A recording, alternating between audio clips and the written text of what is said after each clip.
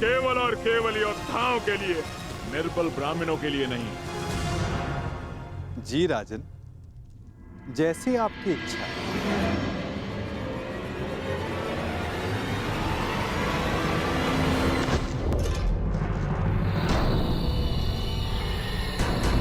ये युद्धकांक्षी है।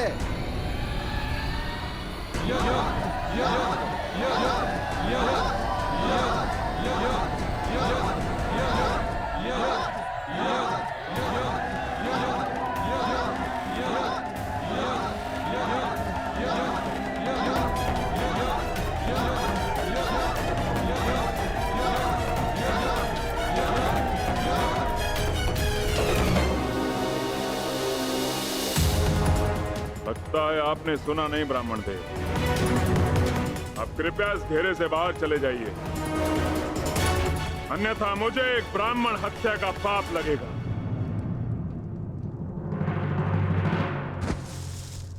कुछ क्षण पहले आपने सभी को चुनौती दी थी मगध नरेश,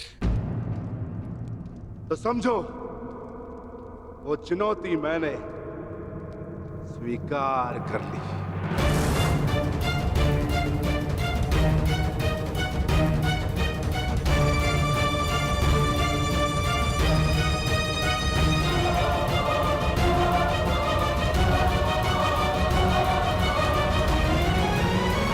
अद्भुत आत्मविश्वास है आप में ब्राह्मण देव, किंतु आज आपके साथ साथ आपका ये आत्मविश्वास भी टूट जाएगा। वैसे मल्लयुद्ध के नियम तो जानते हो ना ब्राह्मण देव? हाँ, जब तक एक योद्धा पराजय स्वीकार ना कर ले, युद्ध होता रहेगा।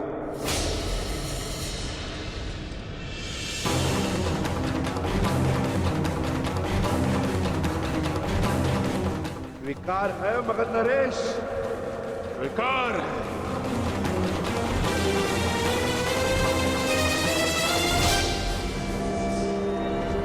नहीं जनार्दन,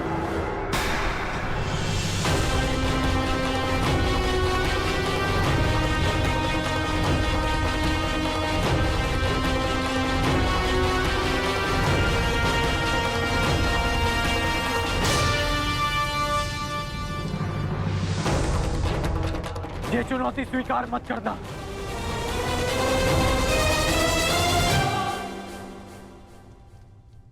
क्योंकि ये ब्राह्मण नहीं है।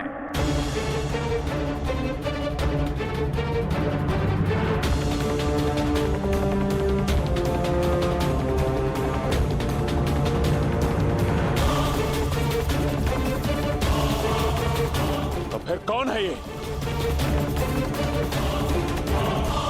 एक योद्धा को युद्ध से पूर्व अपने प्रतिद्वंदी का सत्य परिचय मिले, यही युद्ध नियम है।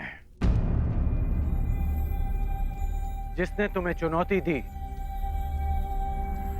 वो वृकोदर भीम है।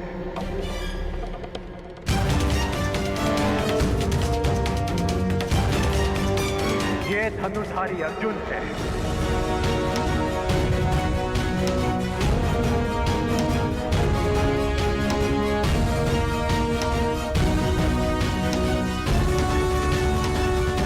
और भीम के पीछे जो खड़े हैं वो वासुदेव कृष्ण है।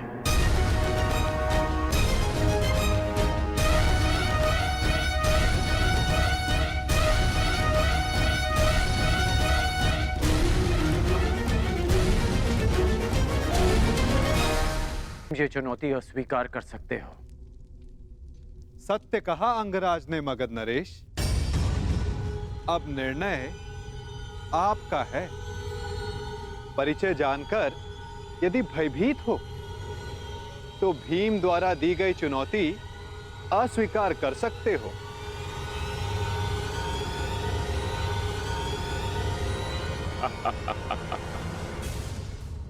मैं तुम्हारी भांति रणछोड़ नहीं हूं वासुदेव। युद्ध की चुनौती मैं किसी भी परिस्थिति में, किसी भी वेश में कभी टाल नहीं सकता।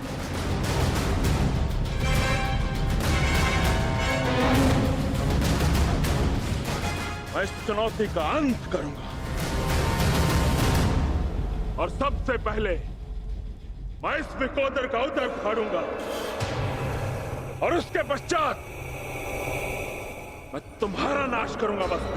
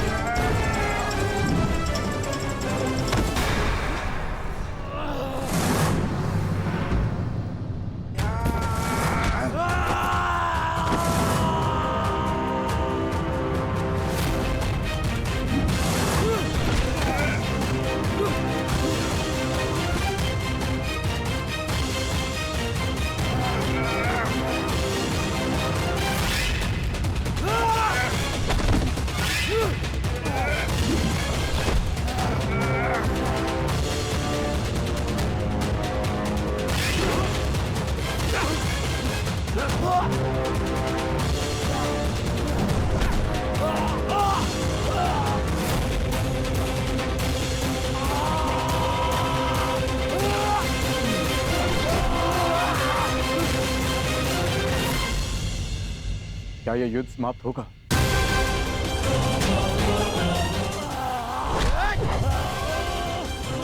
जिसका प्रारंभ हुआ है उसका अंत भी निश्चित होता है पार्थ।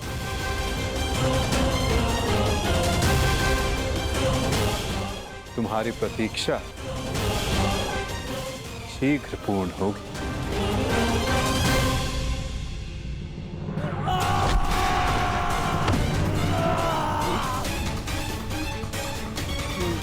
उठो जरासंध, युद्ध करो, उठो।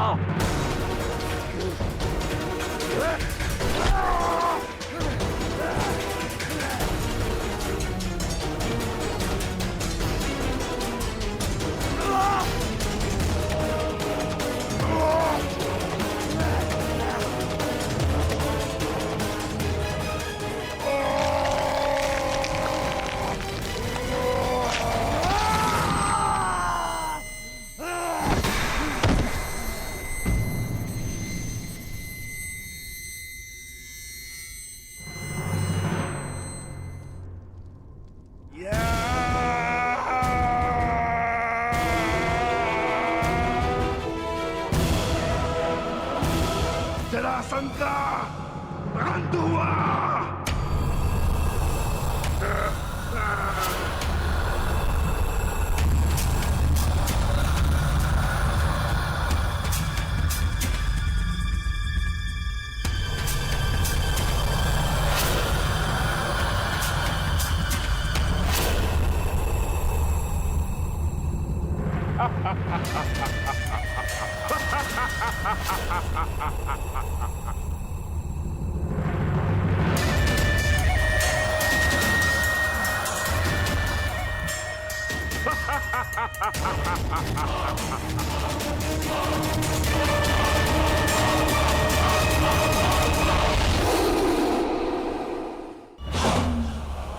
मुझे चुनौती देने से पूर्व मेरे जन्म की कथा तो जान लेते।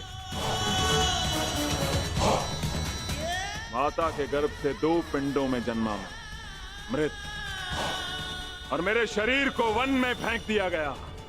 वहां जरा नामक राक्षसनी ने उन पिंडों की संधि करके जोड़ा और मेरा नामकरण हुआ जरासंध।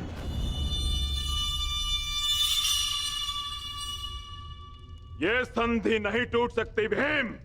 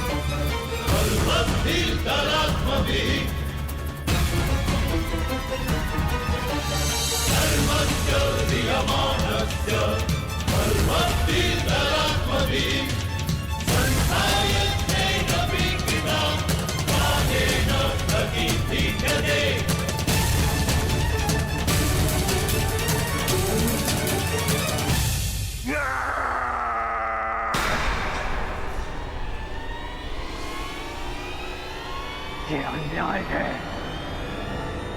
ये छल है।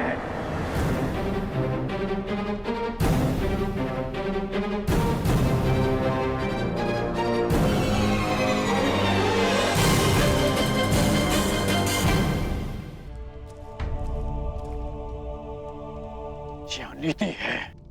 कैसी अनीति अंगराज?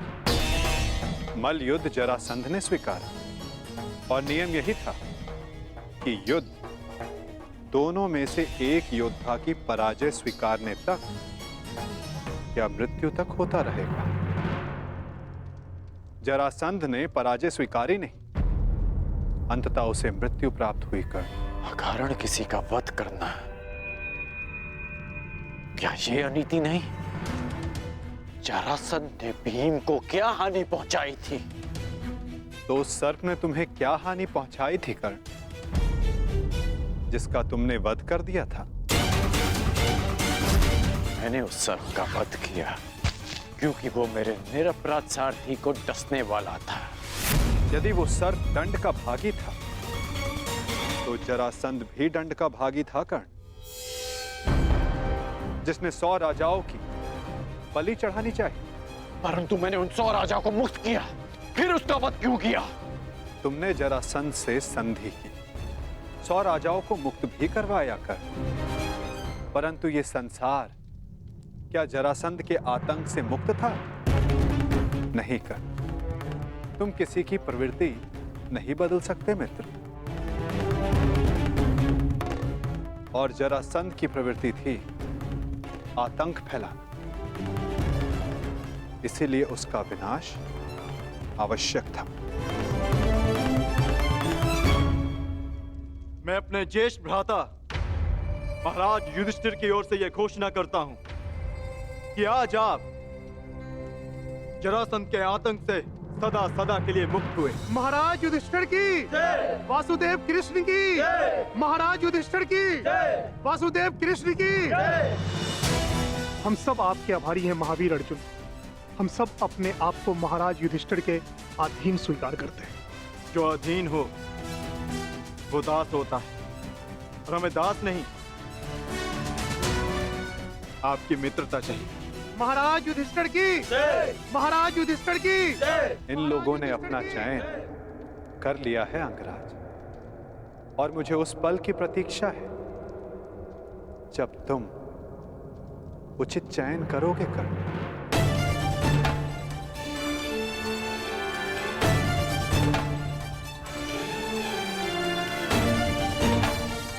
आप ही ने कहा था कि जीवन में कुछ उचित अनुचित नहीं होता।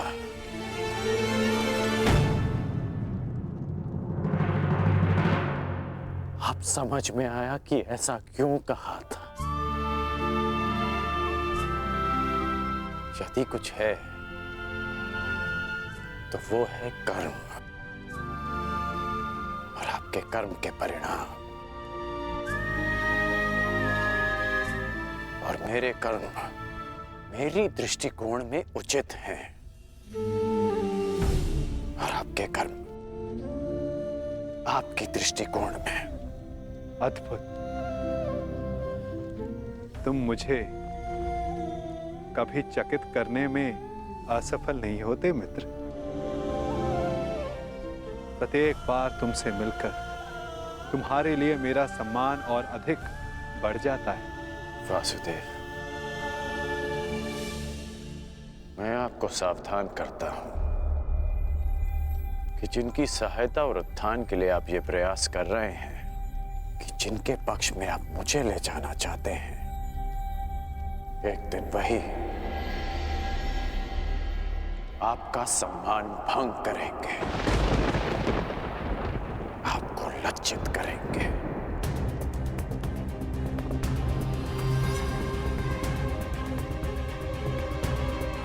प्रणिपात। प्रणिपात अंगराज।